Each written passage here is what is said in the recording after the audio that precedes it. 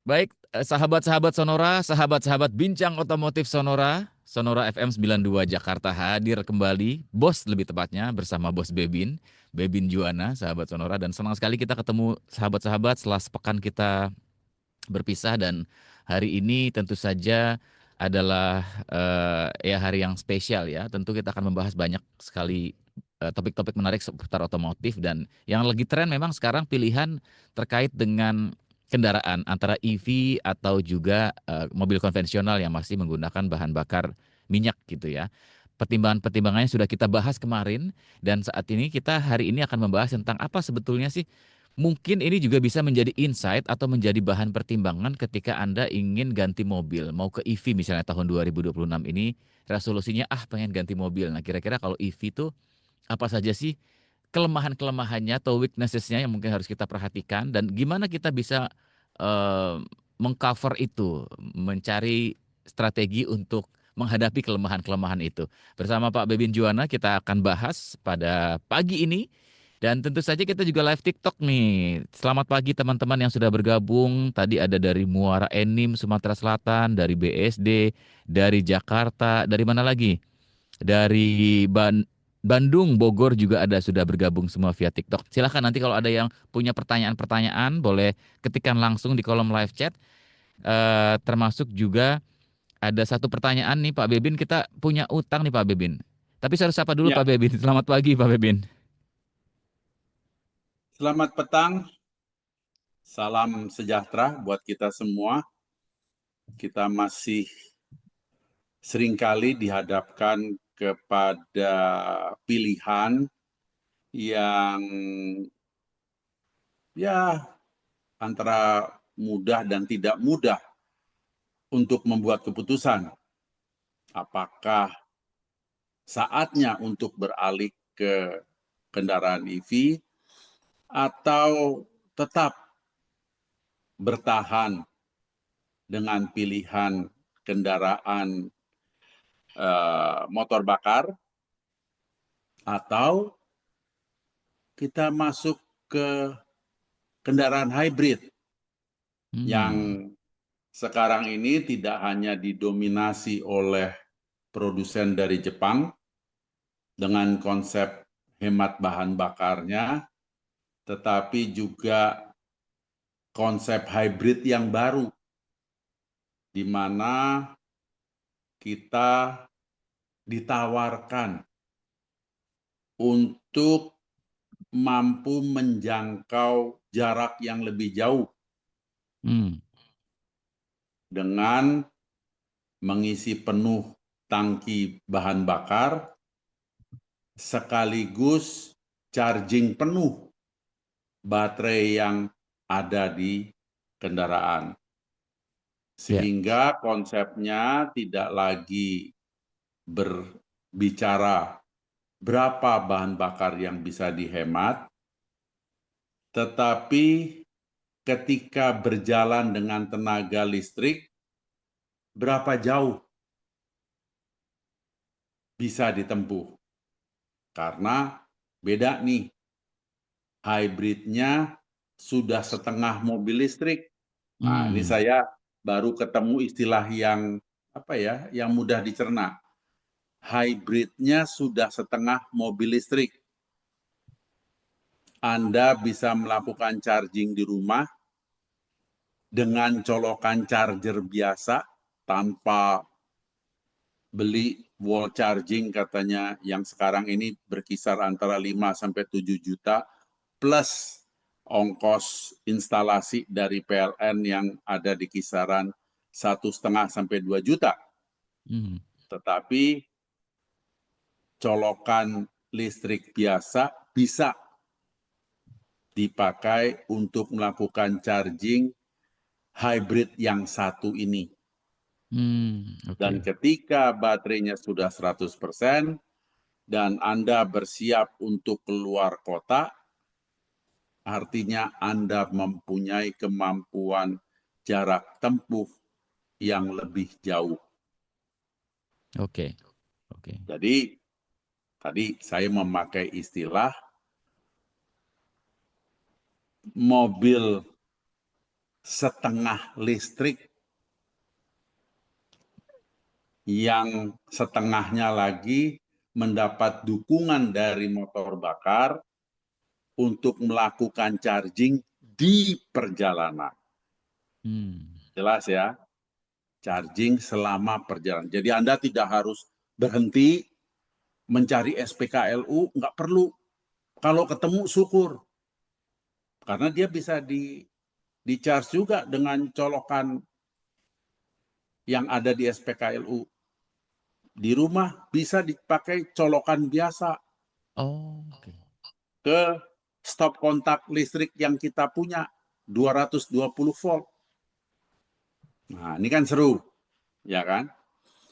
Nah, yang selama ini saya lupa menyampaikan kepada sahabat adalah EV ini punya kelemahan yang ya mau dikatakan kelemahan, memang standarnya seperti itu dan kita tidak terbiasa. Kita sudah bahas bahwa kalau kendaraan listrik SPKLU-nya sudah mulai banyak, tetapi dari banyak perusahaan juga, sehingga setiap perusahaan mengeluarkan apps. Nah, handphone Anda itu mesti punya apps-nya.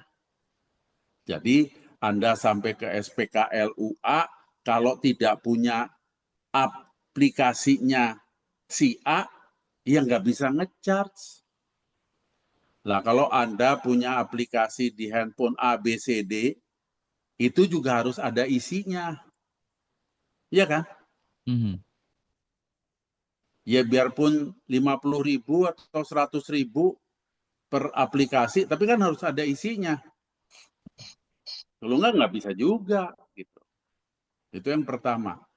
Yang kita nggak pernah singgung dan terlewatkan oleh saya, ini mohon maaf, namanya manusia juga nggak ada yang sempurna, itu adalah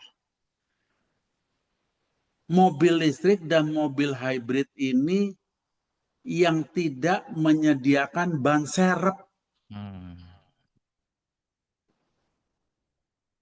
Saya baru teringat, iya ya, ternyata saya belum berani pakai mobil listrik karena mobilnya nggak punya ban serep. Mungkin sahabat yang sudah lama mengikuti acara klinik otomotif Sonora sampai berubah menjadi bincang otomotif Sonora, itu ingat saya pernah berbagi cerita soal ban pecah di jalanan. Bukan lagi urusan kena paku, bukan lagi urusan kena ranjau, tapi pecah. Lah kalau sudah pecah, Anda berhenti di tempat. Jangan coba-coba maju. Karena kalau Anda meneruskan, artinya ya nggak apa-apa mau terus sih. Anda siap beli velg. Bukan cuma beli ban. Nah ini saya yang lupa, maaf banget, lupa untuk berbagi. Siapkah Anda pergi-pergi, terutama keluar kota, tanpa ban serep? Karena nggak ada ban serep, dongkrak pun tiada. Karena dongkrak tidak diketemukan, kunci roda pun tiada. Nah, selama industri otomotif di masa lalu berjalan 100 tahun, itu kita dapat ban serep, dapat dongkrak, dapat kunci roda. Bahkan saya ingat di tahun sampai dengan tahun 90-an 2010, itu seringkali kita masih dapat kunci busi, ingat nggak? Ayo. Dan obeng, dan kunci 10-12. Bener nggak? Ya. Sama kayak toolkitnya motor kan, cuma toolkit motor memang nggak ada ban serep, nggak ada dongkrak, nggak ada kunci roda. Tapi kan ada kunci busi, obeng, dan 10-12. Kenapa saya sampai ingat kunci pas itu? karena itu buat ganti nomor plat. Masih ingat? Kalau perpanjangan STNK dapat nomor plat baru, itu kunci senjatanya. Obeng kalau kita ada masalah-masalah kecil dan Anda sedikit-sedikit ngerti tentang teknik, bisa mengerjakan sendiri. Ini sudah nggak dapat. Gantinya apa? Masa beli mobil nggak dapat? Ada. Gantinya adalah penambal ban. Anda harus mampu berdikari. Wah, ini istilah udah lama nggak keluar nih. Untuk menambal ban sendiri. Kalau mau di masa lalu mobilnya dapat dongkrak dan kunci roda, sekarang dapat pompa. Pompa yang dicolok ke lighter. Nah, ini ada keterampilan. Jadi selama ini kalau ban kempes main tinggalin aja sama si Ucok untuk ditambal di pinggir jalan, nggak pernah nonton, main tinggal aja ke warung karena mendingan ngopi di warung. Sekarang mesti tahu gimana caranya nambal ban. Setelah ditambal dengan baik, bagaimana mompa. Terus tekanannya berapa? Nah, ini kalau yang sudah biasa mendengarkan klinik otomotif Sonora dahulu, itu ingat ada yang meletakkan di dalam ruang mesin, kebanyakan dipasang di pintunya supir. Tekanan angin depan berapa, belakang berapa. Ya. Nah, terus kita harus bagaimana? Kan pasti begitu. Kalau saya harus memilih membeli EV, membeli hybrid yang tidak ada ban serepnya, ya saya beli ban serep. Terserah saya mau taruh di mana, pokoknya saya harus punya. Emangnya berani jalan-jalan ke Magelang nggak pakai ban serep? Apalagi kalau keluyurannya sampai ke Blitar, sampai ke Banyuwangi.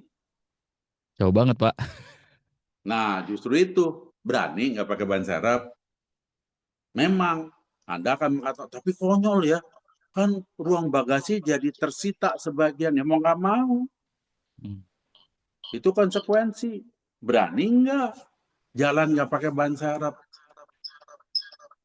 Ini pernah saya sampaikan kepada PR dan marketing beberapa merek.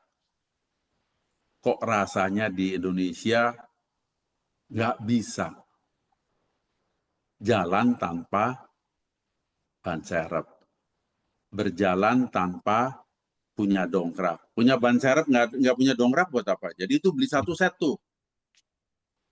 Terus pertanyaannya lagi buat yang awam. Terus ban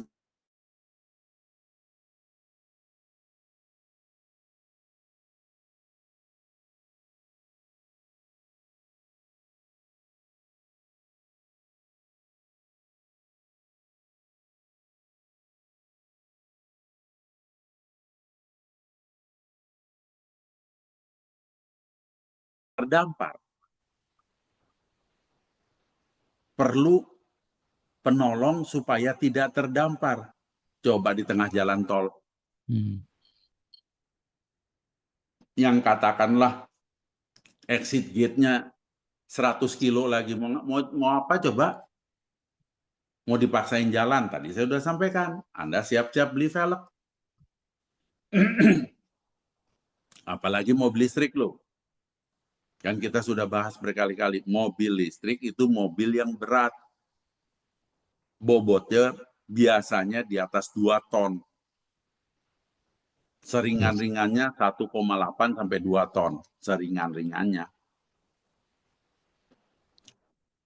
Nah, ini yang perlu diperhatikan ketika Anda ingin berubah dari kebiasaan lama memakai kendaraan berbahan bakar minyak menjadi hybrid hybrid cek dulu, jangan terus juga ini. Kalau ditanya juga saya sih cenderung cobalah cari di online, adakah yang menjual. Buat saya, ban serep bekas pun nggak apa-apa. Yang penting ada. Iya dong. Emang Anda mau pakai terus? Kan enggak. Sampai Anda bisa menjangkau tempat yang bisa menggantikan ban yang bermasalah. Yang saya takut itu cuma satu. Jika ada jalan rusak, kemudian bannya sobek. Itu fatal. Anda benar-benar akan terdampar. Ya. Kemarin juga kita sudah bahas ketika berubah, konsekuensi bahwa harga second-nya tidak jelas. Saya tidak mau menyinggung, wah nanti dipotong 30%, potong. Enggak, saya enggak mau menyinggung seperti itu. Tapi lebih tidak jelas. Pak, ada 2 pertanyaan nih Pak dari sahabat kita. Ada Dimas di Bor. Ini kalau tadi yang soal non fiskal, ini fiskal Pak. Soal pajak juga masih jadi pertimbangan. Kita sudah pernah bahas ya, dan rumorsnya itu dari akhir tahun kemarin. Tapi mungkin perlu informasi, bener nggak sekarang mobil listrik tuh katanya kudu mesti bayar pajak, katanya nggak bayar pajak gitu. Itu yang pertama. Yang kedua dari Ibu Meti. Halo Pak Bebin, dengan budget 25 juta ada rekomendasi nggak motor harian yang bandel? Motor. Sebentar. Yang pertama dulu. Tadi soal pajak dan tidak pajak. Yang saya tahu pajaknya memang masih berbeda. Masih berlaku. Artinya tidak seberat kendaraan berbahan bakar fosil. Bahwasanya juga sudah ada di berita-berita media streamline, Menteri Dalam Negeri menginstruksikan kepada seluruh Pemda untuk tidak mengenakan pajak. Dalam hal ini pajak yang menjadi wewenang Pemda. Nah, perkara bea masuk dan PPNBM dan apalagi ya, pokoknya pajak-pajak itu masih belum ada informasi yang resmi berapa diberlakukan ketentuan barunya. Ya, sekarang yang penting ketika memang Anda berniat mengganti atau berubah menjadi kendaraan listrik, hubungi dealernya, harganya berapa. Kendaraan yang Anda mau beli. Dan kalau Anda punya catatan di tahun lalu, misalnya lihat di pameran atau sama di dealer yang sama, itu catatannya harganya berapa. Yang saya tahu belum ada perubahan yang signifikan. Belum ada. Hanya memang pihak merek-merek tertentu itu memang sudah ancang-ancang. Berapa sih ketentuan barunya? Ini sampai Juni belum ada pengumuman resmi. Mungkin Sonora bisa koreksi saya atau ikut membantu untuk mencari informasi dari Departemen Keuangan. Oke. Tapi kalau yang pajak yang ditentukan oleh Pemda itu yang sejauh saya tahu Menteri Dalam Negeri sudah mengeluarkan instruksi, tidak ada perubahan. Nah, soal motor Pak. Soal motor, ini yang ditanya budget 25 juta, motor apa yang bandel? Ya, saya tahu bahwa sekarang ini kondisi ekonomi sedang tidak baik. Kalau Anda memilih berbahan bakar bensin, ya kan?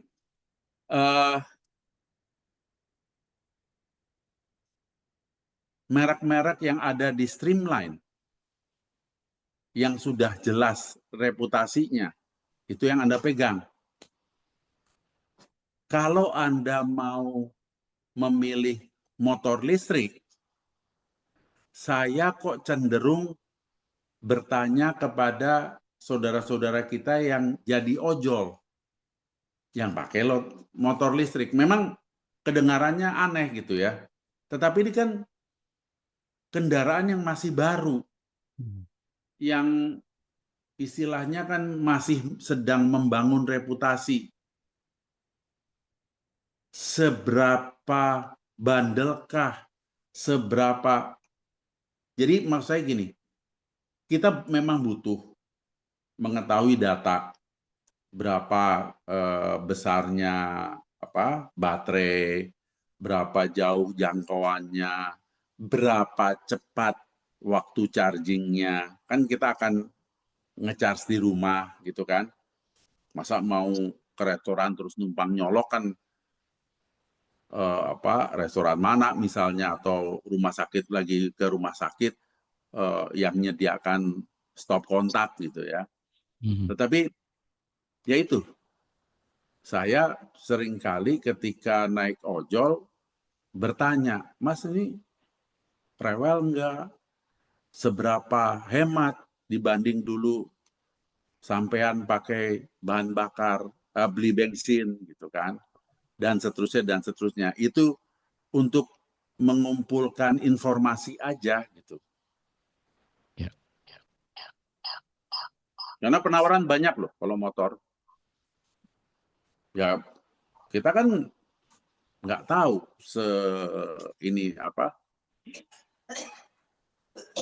seberapa teknologi yang sudah dianut yang mendukung penghematan tentunya, tapi juga di saat yang sama handal gitu. Bandel. Iya. Oke. Terima kasih Pak Bebin untuk hari ini.